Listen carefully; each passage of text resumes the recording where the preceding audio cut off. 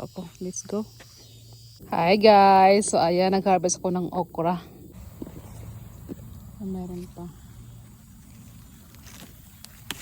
So ganitong gusto kong okra, maliit lang.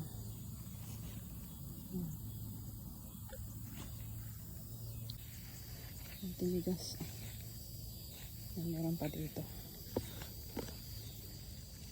Dapat kasi dito every other day hina-harvest kasi ang bilis nila lumaki.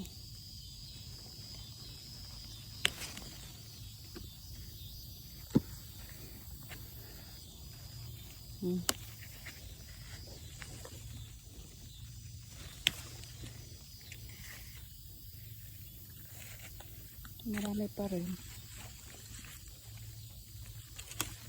Marami na kung puno na yung tractor. Nahulog na. So ayan guys, ang dami lamgam. So ayan, yan lang nakuha ako. Let's go. Ito na guys yung na-harvest nating okra. Hugasan natin.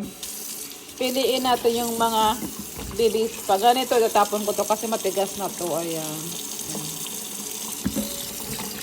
Mga ganito lang, yung mga liliit lang kunin natin. So ayan.